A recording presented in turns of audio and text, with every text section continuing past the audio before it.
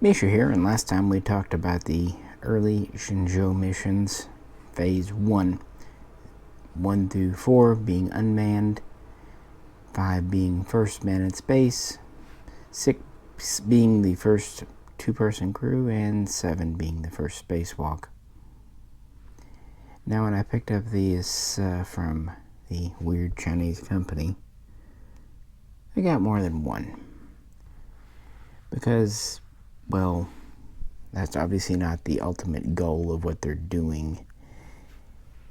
We get to talk about, this time, China's first quote-unquote space station, or orbital laboratory, or even quote-unquote target vehicle, to use kind of 1960s NASA speak. The Tiangong 1. And, well, I'm going to say it off the bat, there's a lot of old, outdated, and misinformation about this out there. So when I do get something wrong, apologies in advance. But first, let's go back to Tianzhou 8. This here is a model of the Tianzhou 11. But really, 8 is when everything gets standardized and kind of goes out of the prototype stage. And they introduce the androgynous docking adapter up here.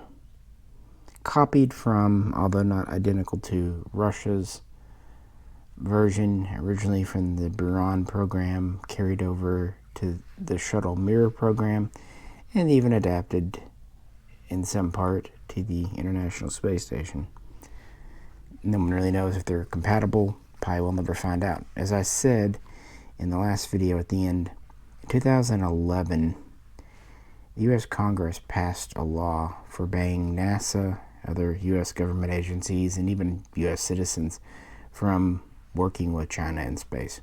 China was not allowed to work on board the International Space Station or collaborate, and likewise NASA astronauts would not be allowed to go on any Chinese spacecraft. In some ways this was inevitable, and China was already well into their own program, but it just made it even more important for them to go it alone. You understand where they were coming from. They're worried about technology theft, espionage,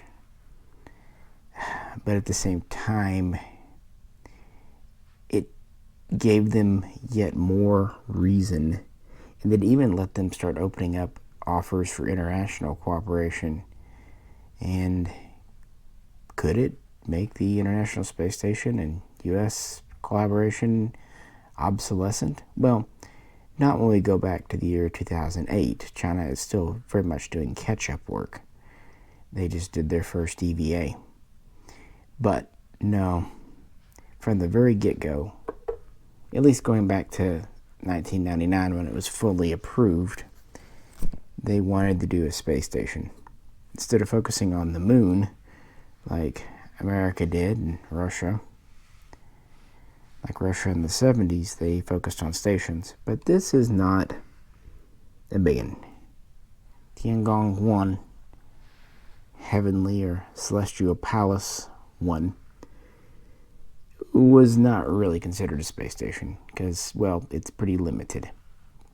So let's talk about it. TG1, as it was designated as a call sign, was a so-called 8 metric ton station. And ideas and concepts for this would go back several years as an interim step. Now, Tianzhou was under 8,000 kilograms, which was pretty much what the Long March CZ-2F could get to low Earth orbit. This ended up being a little more, about 8,500 kilograms, and they were able to squeeze a little more out when they didn't have to do the launch escape system. Obviously that was required for a man-rated craft, but not needed here. So yeah, a little more. Dimensionally, it's slightly longer than Tianzhou at about 10.3 to 10.4 meters versus about 9.2 to 9.3. And well, it has a couple of sections we'll get to in a little bit. The slimmer one, the service module, is about 2.5 meters wide, but the habitation module is wider at about 3.3 to 3.4 meters wide. So we're wider than Tianzhou there. And so we do have a little more space inside. And of course, solar arrays. And it does have engines, but they're relatively small because of its gull. And it has one docking port on top where the Tianzhou can dock, and that would be what Tianzhou 8, the unmanned capsule, would be in charge of in November of 2011. So this was as much as they could really get into orbit with the 2F rocket. Now, were they working on heavier lift rockets? Oh yes, but delays happen. And they wanted to test technologies and more long-term and so on and so forth. And several different mission profiles were discussed. But around 2007, 2008, this concept was revealed. A mock-up was shown in 2009. And originally they were hoping to get it up in the end of 2010. Due to final checks and manufacturing, it was delayed till 2011.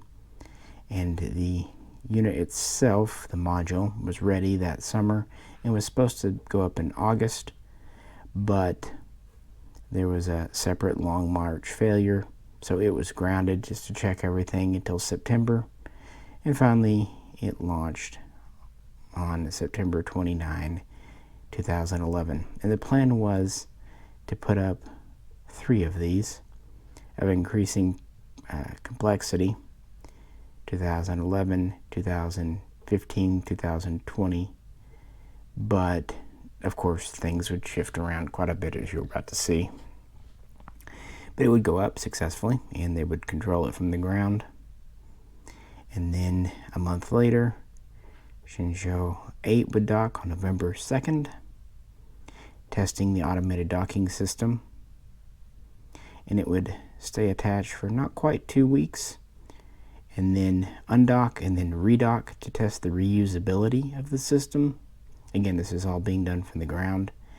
And they would also do final checks inside the station as they could prepare it for what was known as Expedition 1, Tianzhou 9, to be launched the following year.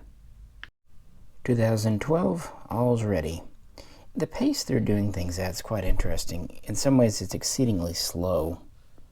Not many launches, just not even one a year. On the other hand, each time they do a launch, they tend to maximize what they're doing. Again, you can tell they're speed running everything. Anyway, in March of that year, the crew for Tianzhou 9 SZ9 is picked. It will be 3, including China's first woman taikonaut. And in April, the craft itself is ready to go. And in May, the Long March rocket is undergoing final testing. So, with no further ado, it launches on June 16. And after 2 days, rendezvous with and docks with the TG-1 target module, target vehicle, space laboratory, or space station if you prefer. I'm going to be honest, I saw one article that was trying to compare this to the International Space Station. Come on, that's not fair. I'm not meaning to laugh at it. I mean, it is definitely a nice progress forward. And again, they didn't have a reliable medium to heavy lift rocket to do anything more. This was as much as they could get safely into orbit, so let's practice on it. So after doing an automated docking, by the way, they would do a second undock and redock with the crew controlling it about a week later.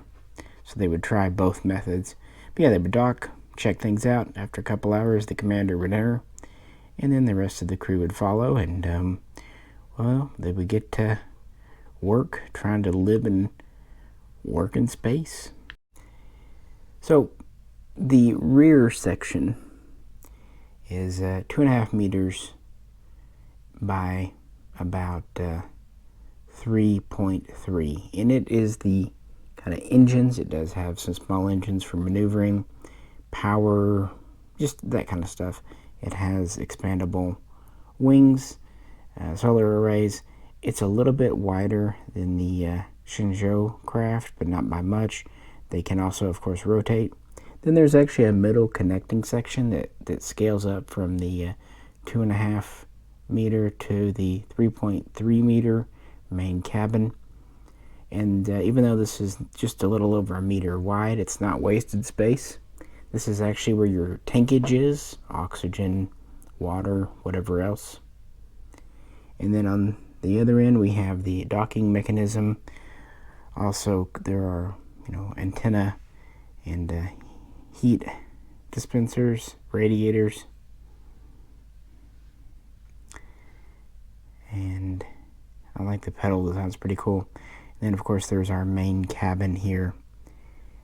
It's about 5 meters long, and that gives us an internal pressurized volume of around 15 cubic meters, but the stuff on board takes up a lot of space. So it has just a little bit more pressurized volume than the entire Tianzhou complex, orbital, and return module, and has a lot of science going on. It was already fitted with some science stuff from the beginning.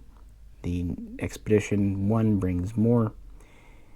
In addition, it has 2 sleeping berths and some rudimentary exercise material. Neither expedition plan for this was going to stay all that long, especially this first one, but still, there would be multiple days of space, and they wanted to try out exercising.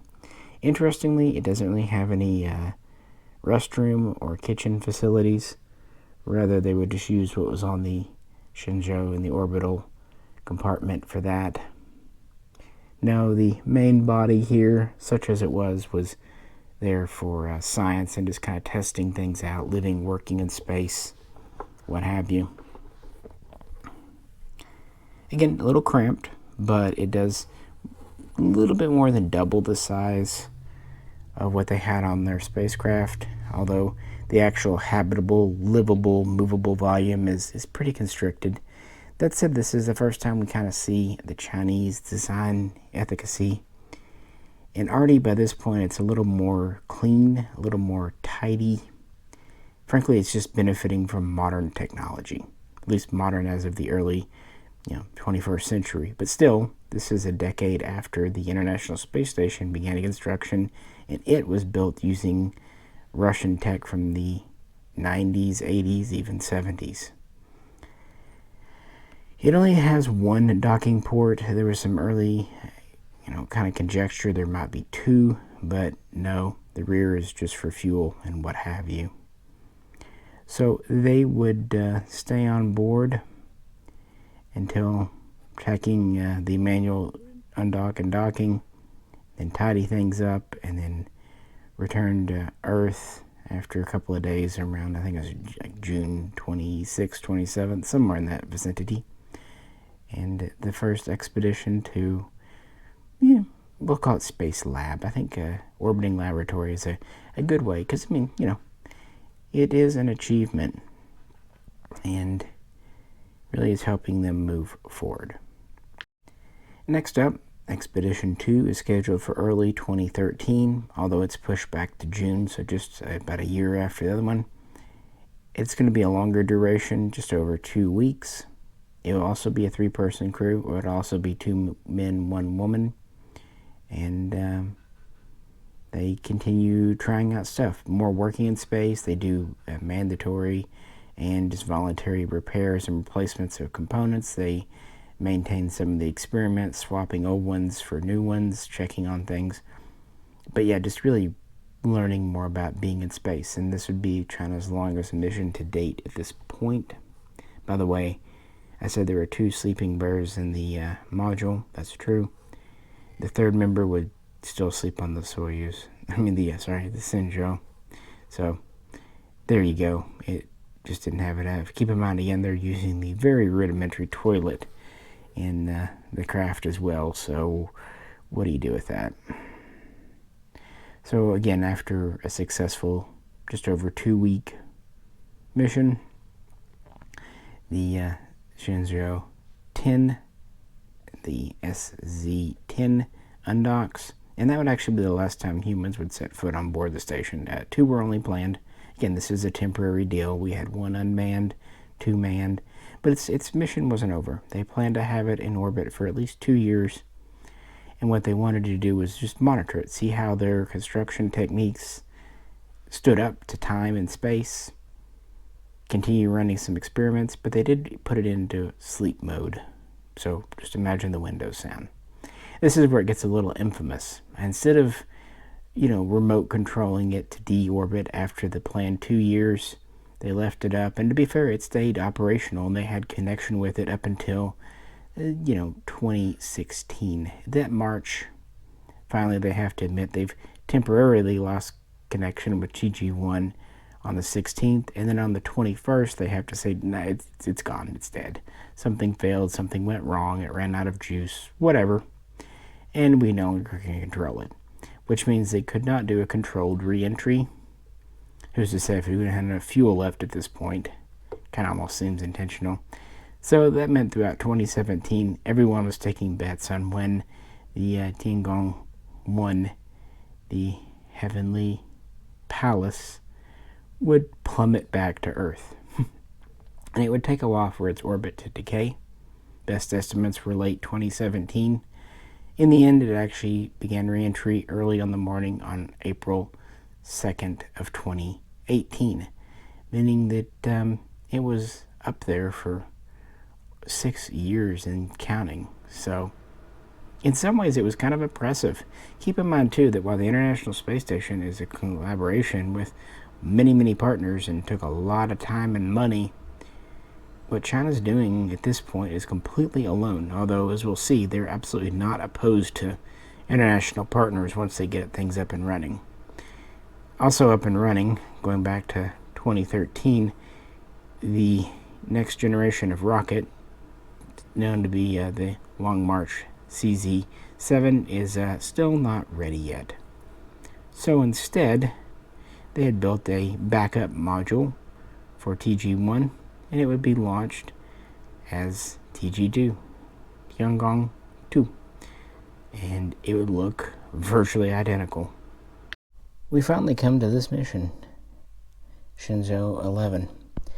Now, the Tiangong 2 was originally scheduled for 2015, but in late 2014, this was pushed back to 2016. Finally, September 15 of that year, it would launch. It would be remote controlled to do some orbital maneuvering and kind of boost up. And then in October,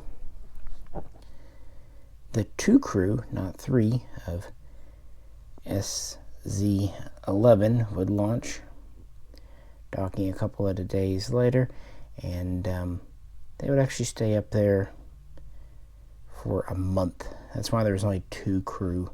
They wanted to bring enough supplies, and the idea was just, again, longer term. We went from 5 days to 15 days. Now we're bumping it up to a 30-day mission, give or take. The whole mission's like 33 days, but docking and undocking is still a couple of days at this point, give or take.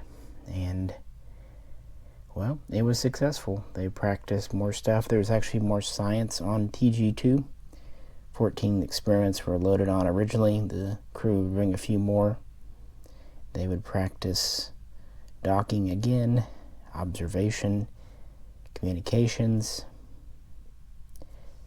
And originally, way back when, 2 manned missions were planned for this stage.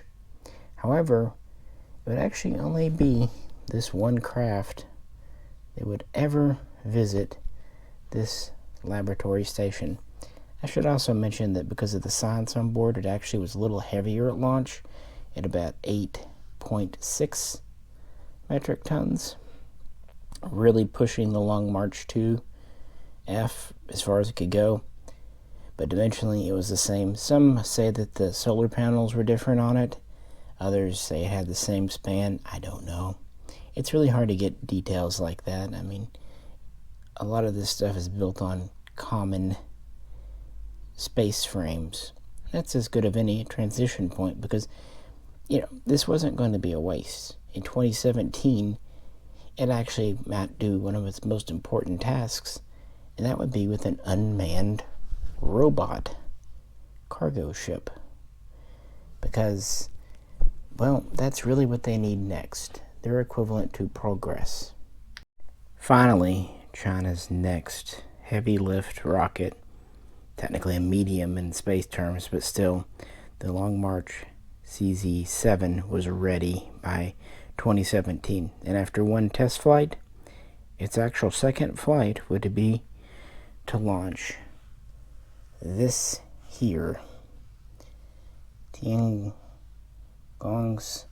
virtual clone, the Tianzhou.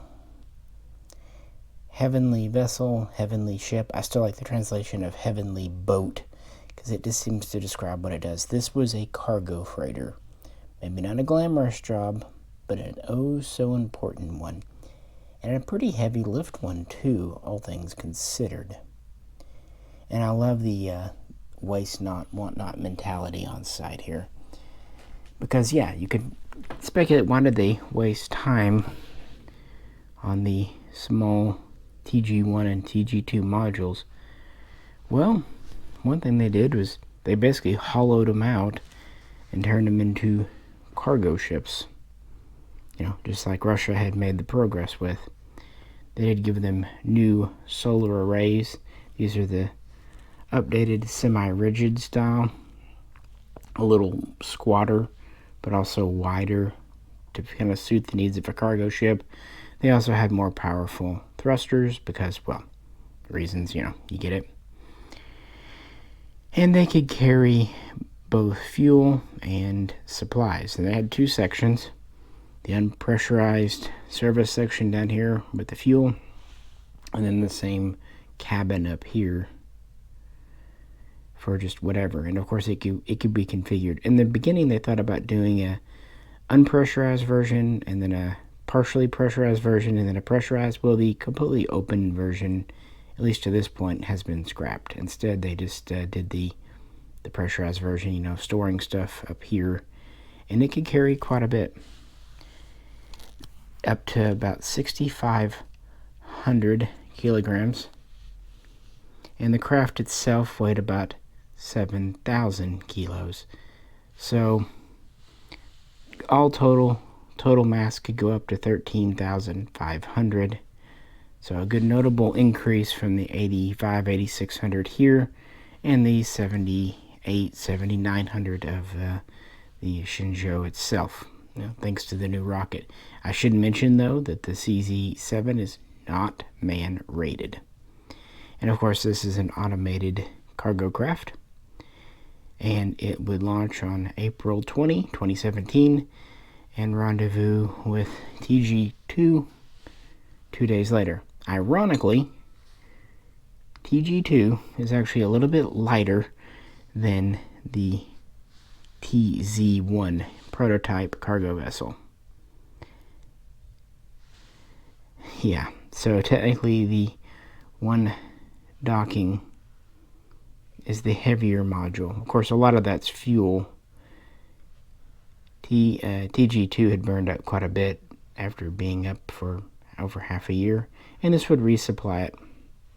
First it would dock, they would practice fuel transfer, then a few other things, monitoring things. June, it would undock and redock, testing the new vehicle. But then in September, as it neared the end of its mission, these were supposed to stay on orbit for roughly 6 months. It did something quite cool, frankly. For the first time, they tested out so-called fast docking. Previously, as you've seen, it takes roughly 2 days, give or take. And we see this with the International Space Station too. Look at the time that takes Soyuz to go from the ground to the station and dock.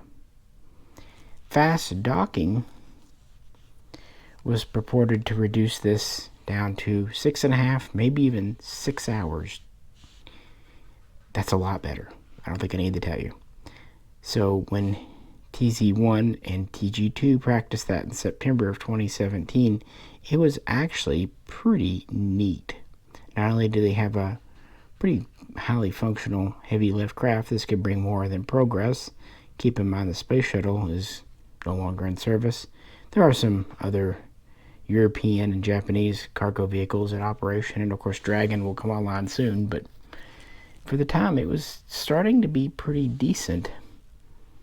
Maybe one of the few times that China really shows they're catching up. But again, TG1 is unmanned and would remain so. No other humans would set foot on board. Yeah, even though originally there were 2 crews, in the end they felt like the one that had gone there stayed a month, and then the TZ1 experiment, which had stayed up for nearly half a year with it, were enough. So after it would leave at the end of 2017, TG1 would continue to orbit. Originally they planned to keep it up 2 years, and it would stay a little longer. Finally, though, in July of 2019, China announced they would deorbit it soon. They had plans to, but they didn't tell people exactly when. That's because if they failed at it, they didn't want to have to admit up to it. Again, communism, guys, they're not going to be transparent. But actually, just a few weeks later, on June 19, it is controlled and successfully deorbits and safely burns up in the atmosphere. I'm sure after what happened with TG1, they wanted to demonstrate they could do that. Of course, the Tianzhou would do the same, burning up. And that would actually end Phase 2. What about TG3, Tiangong 3? It was actually built. It was TG2's backup, which was the backup for TG1, but it was never used. It was just basically put into storage. I have a feeling one day or another we'll see it. If anything else, they could always refurbish it, maybe into a cargo craft. I don't know, but it never was used. It was felt like it was enough. I should also mention that some sources online say that this had 2 docking ports. Again, I never could find any evidence for this. There's one site that said that the TZ1 actually docked with, quote, both ports on TG2, but the way it's constructed, also being the backup, I don't think so, but maybe. Hard to say. Anyway, that was it. In fact, after a couple of successful years, the Chinese space program would not launch again until 2021, with the start of Phase 3. These 2 are ridiculously heavy. They are solid metal, again, including the solar arrays. Yeah, I'm glad I picked these up. They're not exactly what I consider museum quality as far as the detail, but very good representative pieces. I really wish they would do this for Soyuz and some of the American stuff. I think that'd be pretty neat. And they're not too expensive either. At least not now. You know how that goes. But yeah, next time we'll catch up with Phase 3 and the modern era.